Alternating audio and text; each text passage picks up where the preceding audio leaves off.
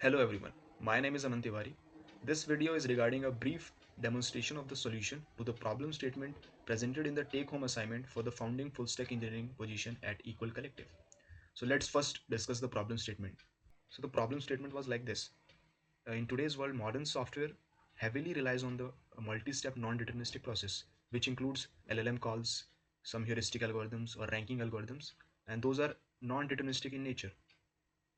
So what happens in such algorithms or in such software system is like at the end, if we get some undesired result or wrong result, then developers find it very difficult to debug where exactly the problem was, at which step the system is broken.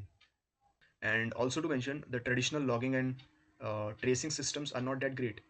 They tell you what has happened, uh, they tell you about the function calls in sequence and how much time it took, but in multi-step decision process, why this decision step was taken, it does not take accountability for that. So we have to find some concrete solution for this problem. So here is my solution. This is let me walk through my code base. So this is my workspace. It is a monorepo setup. In the packages I have three directories. The X-ray core, this is the main X-ray SDK implementation. Then I have a demo app, which is the demo application. It contains the decision pipeline steps. Then we have X-ray dashboard for the visualization part. So let's start discussing the X-ray core. The core X-ray library. This is the X-ray class, which is the main entry point for this SDK. It creates and initializes a session using session builder. And what is a session? Session represents a multi-step decision pipeline. Okay. Then I have exposed multiple utility methods to get session, to retrieve other details, and to perform various operations on the session. Using this, you can also even import and export the session as a JSON string. Then we have a session builder. Session builder initializes the session, and it initializes with some storage options. So for now I have implemented in-memory storage, which I'll show in a moment. In this also, where I have created multiple utility functions covering most of the use cases and edge cases. Then let's go to the step builder. So step builder builds each step of the multi-step decision pipeline. It takes various things into account. For example, input, what input goes into that system, what input goes into that step, then what output we got through that step, through that process. Then we can attach the reasoning for this output, for the given input. We can add filters, and we can have an evaluation. We can add evaluation and various other utility functions. So in this, then we have storage. This class is for storing the session in memory, so it's an in-memory implementation. We can get session, we can delete session, etc. Now let me quickly show you the demo application.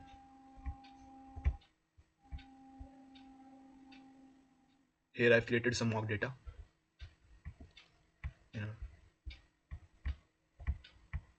Then here's the main pipeline, and this demo application is utilizing the core X-ray SDK for observability.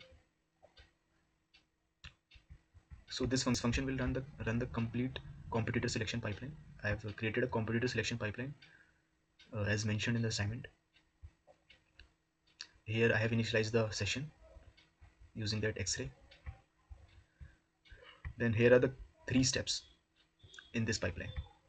First step is a keyword generation using LLM. It's a simulated LLM call. Then we have through that keywords we will select one keyword, and from that keyword we will pull out some data from some marketplace API, and it is a mock API, and which it will pull out the data from this mock data which I created. Then the third step is it will apply some filters and select the best competitor match, and here the session is completed. So let me demonstrate each functions. So I was talking about this pattern, like this is a fluent API pattern in which I can chain multiple methods repeatedly. And here is a keyword generation step. I have given the name and the type of the step. Then I provided the input then the output and the reasoning. We can attach everything through this Fluent API design. Then the second step. So once you have the keywords, you can search the keyword and get the data from some API. And again, we need to create a step in that session for this process. So similar to that, we can create. You can see how easily we can use this X-ray SDK. It's very intuitive and the code is very readable and extensible. Then the final option and the final step, we have to filter and select. We have added filters. This is the reference product. We have added filters, various kind of filter, price, rating and reviews. Then here is the evaluation part. Okay, let's now move to the demonstration of dashboard UI. So for that, on the root you have to run npm run dev. Then we have to open that in Chrome. So now you can see the complete dashboard front end. So here is the complete dashboard, and our observability and visibility report is ready, which we can go through. So this was the name of the pipeline, and this was the reference product which was attached, and here is some configuration of that product, and you can also see the timestamps when the pipeline started and when it ended. Then we have 3 steps. So once you expand it, you will get to see lots of details. So on the very top, you can see the reasoning of that step.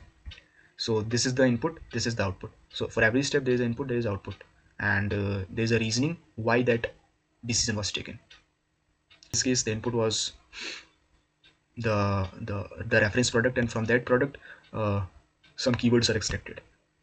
Now the second step, and you can also see the reasoning why those keywords were only extracted. So it is very easy for debugging for the developers.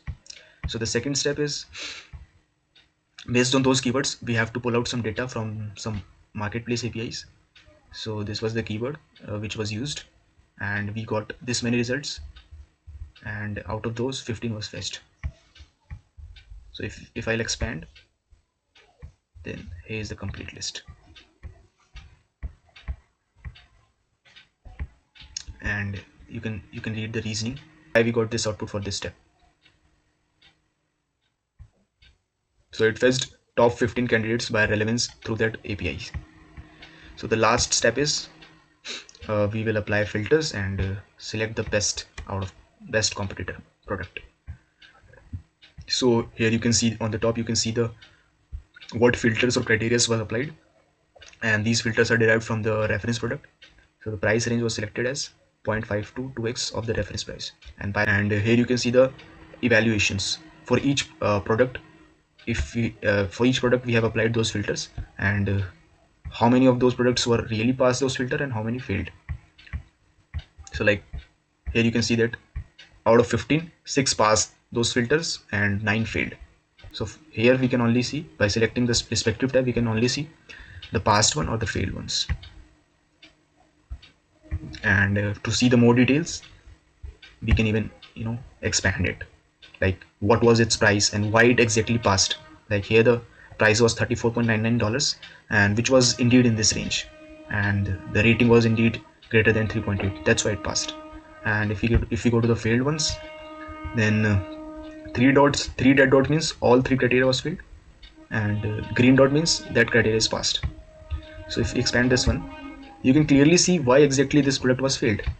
It clearly states that 78 reviews, a product got 78 reviews, which is below 100 minimum threshold. So debugging is very easy this way via this dashboard. And and to get the better insights from the data, I have included a feature to query the data. Here we have multiple parameters which we have provided, and for each parameter we can specify value. Suppose we want to see the product which failed minimum rating but passed price range and minimum review.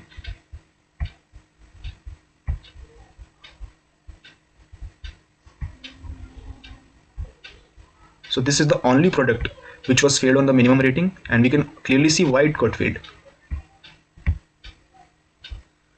Now let's say we want to see that all of those products which only failed in reviews, and the rest we don't care whether it is passed or failed. So these are all the products which failed in review. You can clearly see the reasoning why it really failed. So this is kind of query builder I have created, where you can get more insights into the data. Okay, now let's discuss the architectural decisions or trade-offs I made while building this project. So first one, I have implemented a fluent API pattern in creating the SDK, which I showed you while in the code demonstration. Secondly, I have kept the storage in memory instead of making the storage persistent, because the reason was to focus on the core SDK library and to make it simple. And thirdly, I opted for the flexible schema for taking inputs and for taking the steps input instead of enforcing some strict schema. Yeah, and this is to make the SDK more general and more extensible for various use cases. And lastly, I have optimized for the code readability over the performance optimization. I more focused on making the code readable and maintainable. And I have also implemented JSDoc comment styling, which you must saw in the code, and through that I am able to generate the documentation for this library. And here it is a complete JSDoc comment styling based documentation, which is very easy to read and get information about this library. So now let's discuss about the future scope. If I would have got more time, then I must have implemented these features as well. Here are a few. So we could implement a persistent storage here, maybe through browser local storage or using some database. Secondly, there can be added a search functionality and an exploring functionality, which is used to further explore the data and able to search into the sessions. Then the performance thing. So in case we have very complex pipelines and very large pipelines involving a large amount of data, then this library can be optimized to handle large volumes of data and implement various performance optimization techniques. Thank you for watching this demo video. I appreciate your time and consideration, and I look forward for your feedback and communication. Thank you.